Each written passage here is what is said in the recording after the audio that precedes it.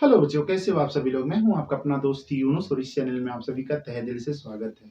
आज का हमारा जो नया टॉपिक है विद्युत विभव तथा विभवांतर है। तो हम सबसे पहले विद्युत विभव तथा विभवांतर की परिभाषा समझ लेते हैं, फिर इससे संबंधित जो सवाल आपके एग्जाम में पूछे जाते हैं उस सवालों को हम इसमें सॉल्व करेंगे। तो चलिए टाइम ना बर्बाद करते हुए हम आ जाते हैं स्क्रीन बोर्ड पर। यहाँ पर देख रहे हैं कि विद्युत विभव लिखा हुआ है। तो सबसे पहले ये देख लेते हैं विद्युत विभव की ये परिभाषा हो गई। क्या है भाई? अनंत से एकांक धनावेश को किसी बिंदु तक लाने में जो किया गया कार्य होता है उसके बराबर होता है।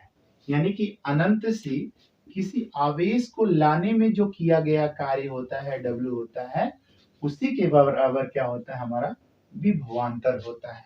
इसका कहने का मतलब यही है, ठीक है ना। तो अब यहाँ पर परिभाषा को हम थोड़ा सा फार्मूले में कन्वर्ट कर दें तो हमारा क्या हो जाएगा?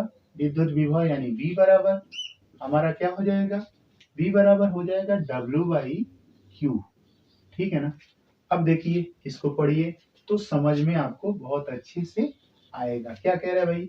अनंत से एकांक धनावेश को, मतलब एक आवेश को किसी बिंदु तक लाने में किए गए कार्य के बराबर होता है, यानी V बराबर W/Q। अब यहाँ पर देखेंगे इसका जब ये सूत्र बन गया तो इसका मात्रक भी होगा। क्या मात्रक हो सकता है भाई? कार्य का मात्रक क्या होता है? जूल होता है। और आवेश का मात्रक होता है क्या? कूलाम होता है। तो अब दोनों को मिला दिया जाए तो क्या बनेगा भाई? कह सकते हैं। अब इसका एक नाम और है, इसको हम वोल्ट भी कहते हैं। क्या कहते हैं? वोल्ट भी कहते हैं। तो जूल प्रति कूलाम कहें या वोल्ट कहें, दोनों का मतलब एक है। नीचे आ जाते हैं, थोड़ा सा हम यहाँ पर देखते हैं तो दोनों एक जैसे लग रहा है। यहाँ पर विद्युत विभव है, यहाँ पर विभवांतर है। तो परिभाषा थोड़ा सा समझ लेते हैं, तब ये चीज कंफ्यूजन थोड़ा सा दूर होगा।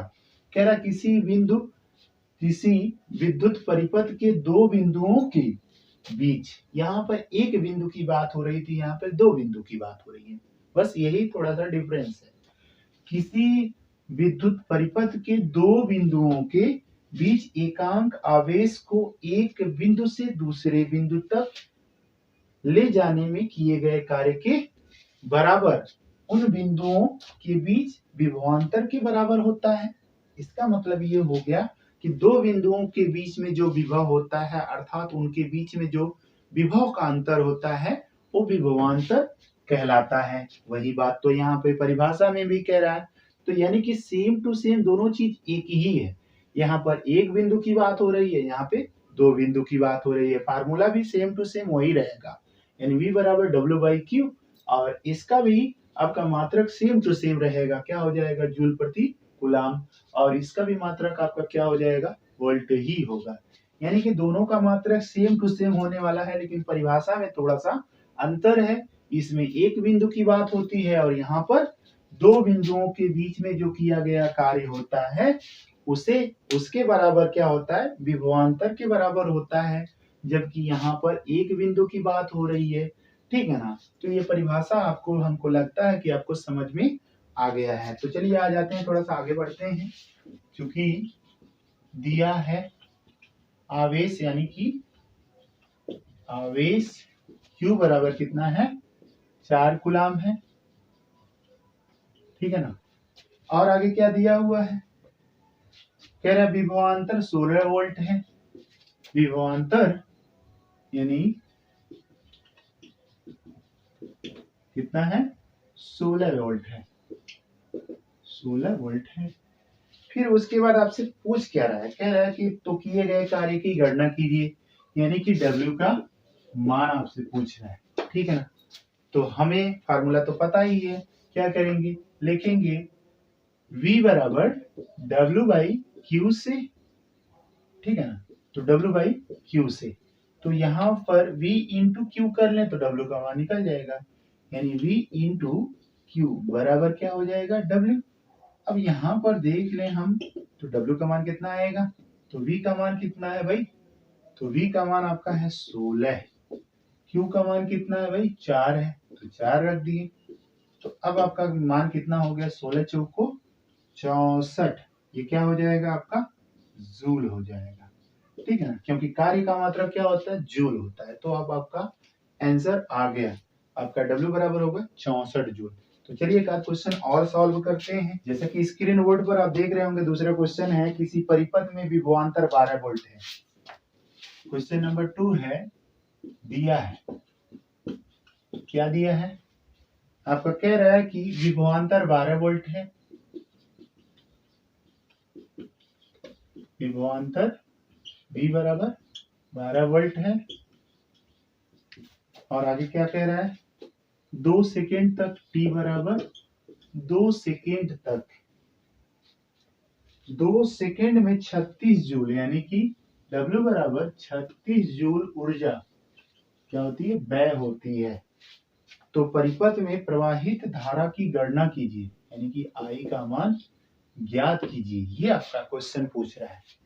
ठीक है ना, तो हम यहाँ पर जानते हैं कि सबसे पहले यहाँ पे टाइम का बाउंडेशन दिया है। जब टाइम दे दिया है, W दे दिया है, V दे दिया है, तो हम क्या कर लेते हैं, V इंटू Q से, सॉरी V और W का इस्तेमाल करके Q का पहले मान निकाल लें, और Q बराबर जो हमारा पहला जो भाग था, Q बराबर I बराबर Q बाई T से हम उस सूत्र से हम इसका मान निकाल सकते हैं। चलिए देख लेते हैं। अतः V बराबर W बाई Q से, तो यहाँ पर हमें Q की जरूरत है, W की जरूरत नहीं है, ना V की जरूरत है। तो Q बराबर हमारा क्या हो जाएगा भाई, W बाई V हो जाएगा। ठीक है ना, W बाई क्या हो जाएगा, V हो जाएगा, क्योंकि इसको पश्चांतर यहाँ कर लिए तो ये यहाँ इसके नीचे आ गया। अब यहाँ पर देख लें, क्योंकि यहाँ पर जो आपका Q पूछ रहा है, वो Q तो आपसे पूछ नहीं रहा है, आपसे पूछ रहा है I, तो I बराबर होता है भाई Q बाई T। ठीक है ना, I बराबर क्या होता है, Q बाई T। तो हम क्या कर लेते हैं, इस Q को पहले हम Q का मान फाइंड आउट कर लेते हैं।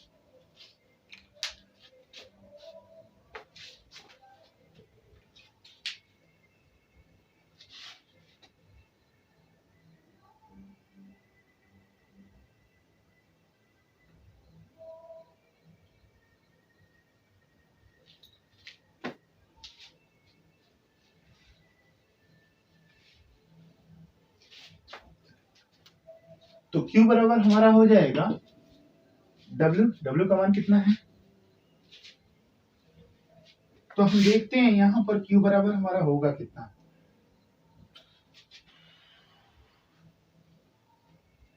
तो हम देखते हैं यहाँ पर Q बराबर हमारा होगा कितना। तो W कितना है भाई हमारा 36। अच्छा, V बराबर कितना है 12। तो 12 कम 12, 12 3 36, तो कितना हो गया Q बराबर हो गया 3 कूलाम। कितना हो गया 3 कूलाम। अतः I बराबर Q बाई T से, ठीक है ना, तो I बराबर Q बाई T से, तो यहाँ पर हम Q का मान रख देते हैं। तो I is equal to, Q का मान कितना है 3, और T बराबर हमारा कितना था भाई 2। तो I इज इक्वल टू 3 में 2 से भाग दे दें तो 1 पॉइंट कितना हो जाएगा 5, यानी 3 रुपया का आधा कितना होगा 1.5 रुपया, यानी कि आपका हो गया 1.5 एम्पियर। ठीक है, ऐसे आप लोग सवाल लगाएंगे। तो कैसा लगा आप लोगों को ये वीडियो, उम्मीद करते हैं कि आपको बहुत अच्छा लगा होगा। Thank you so much, bye bye.